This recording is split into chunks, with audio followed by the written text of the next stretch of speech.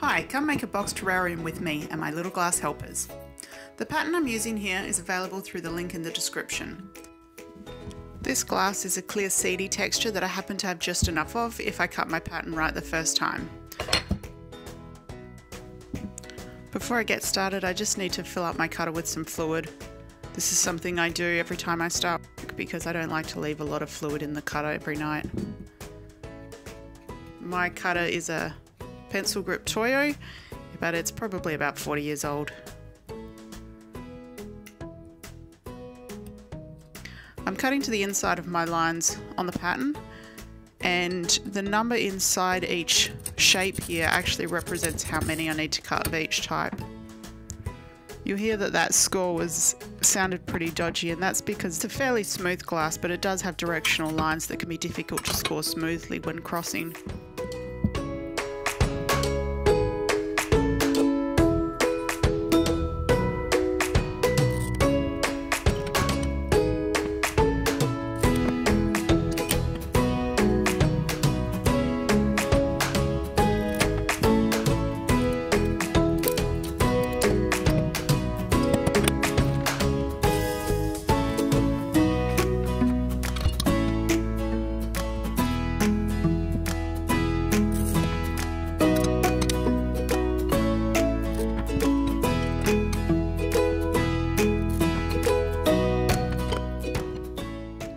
After I finish the main shapes, I'm just going to cut off the edges of 3 of them to connect where they're going to connect with the triangle. The grazing pliers are leaving a little bit of a rough edge on these sides, but I'm going to fix that in the grinder in just a moment.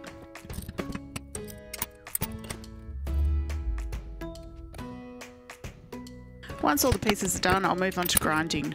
Most of the edges are fine, but there are a couple of breaks that weren't clean.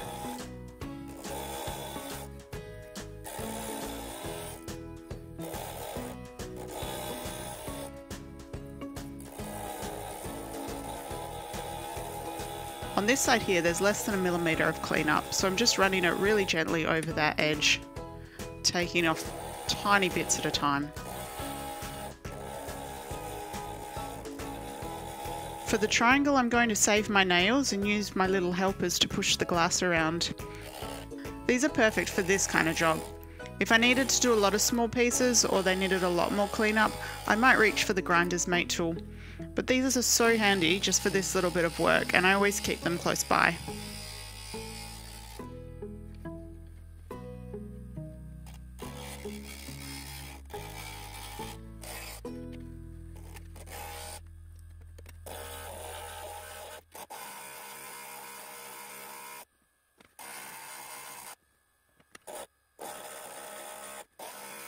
The edges are looking great now, and I can just check that they're the perfect size to fit together.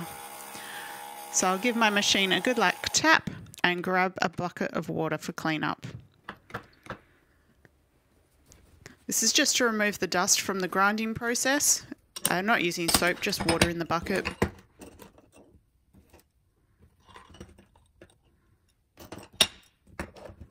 Now I'm doing a quick dry fit to make sure the pieces are the right size, just because it's a new pattern. It all looks like it's fitting together correctly.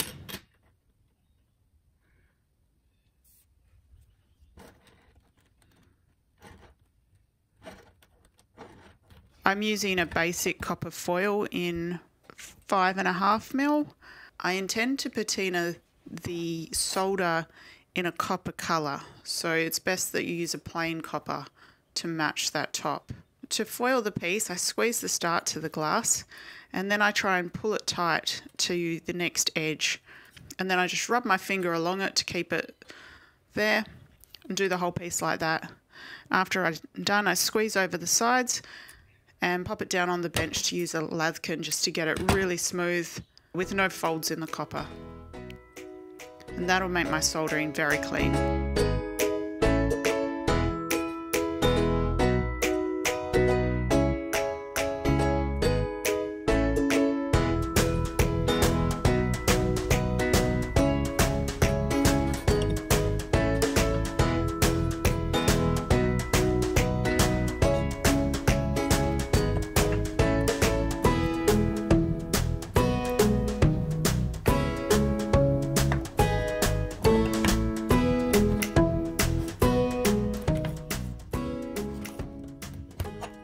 that piece done, I'm going to start all the others.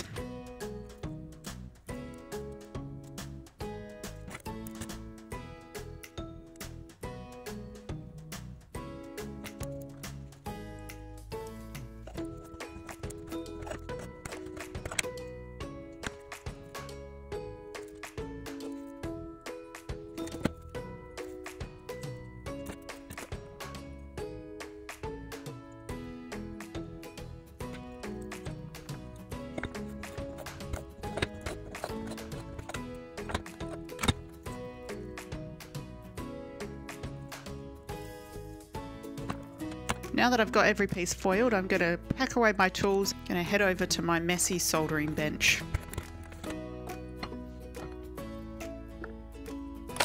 This is the angle helper, which is going to help me get some perfect 90-degree angles for my box. I've just put one piece of glass in where the 0 mark is and one where the 90 mark is. It also displays a square on that 90, so I know that that's the shape I'm making.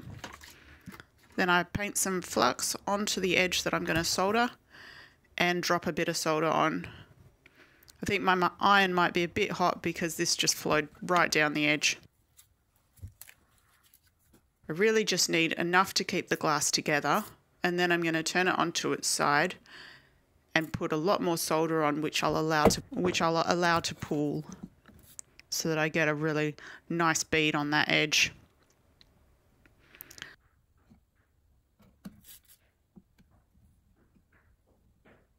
Leave it to dry for just a second, and then I can take it out and the angle will hold.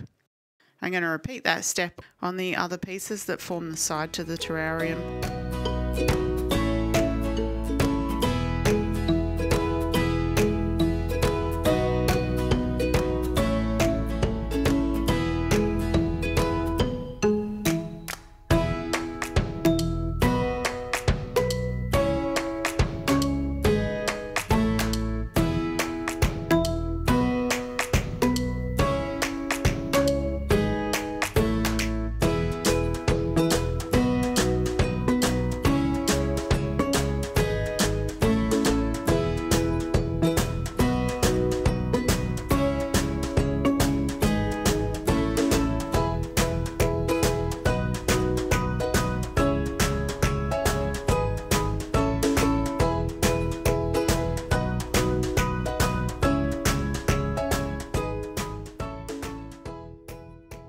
And once I've finished those 3 sides, I'm going to connect them to the first 2 that I did.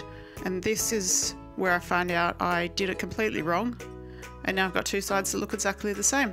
So I just run my iron over to disconnect them. And as that box is perfectly the right shape, I'm able to easily put the lid on without using the tool again.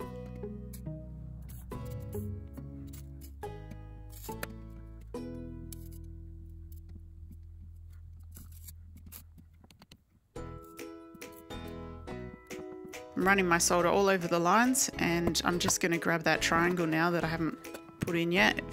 The triangle fits fairly well, it's just might be a smidge too big, but that's going to be a nice base for the terrarium to sit on, and I don't think anyone will notice. I have adjusted the pattern, so it should be correct for everyone else.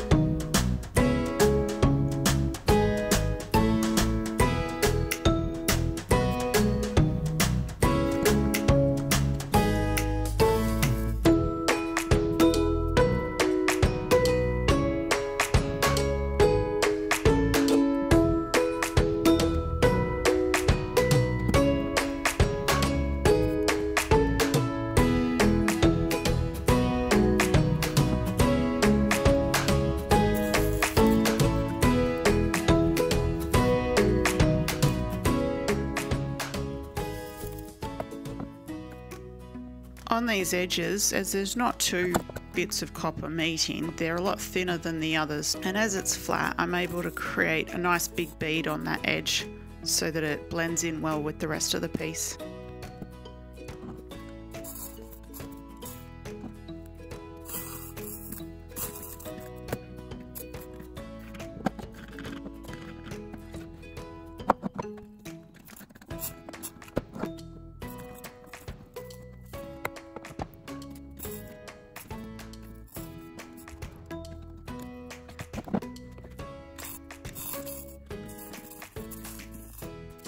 At this point, I take the whole piece over to the sink and give it a huge wash in soap and water. That's to get rid of all the flux so that the patina can really make that change on the solder. Unfortunately, I didn't get that amazing shot of the solder changing, but here I am attempting to reproduce it for you.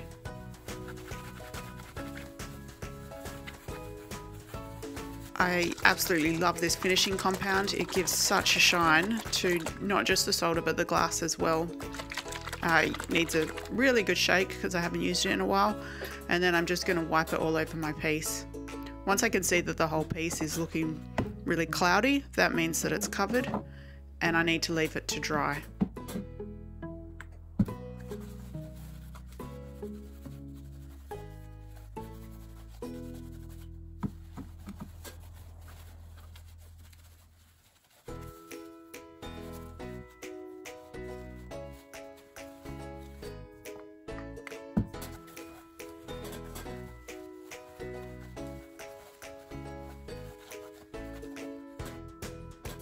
And then once it's dry, all I do is buff with a rag on all of those edges until I'm happy with the shine. And that's it. The whole piece is done and it's ready to fill up.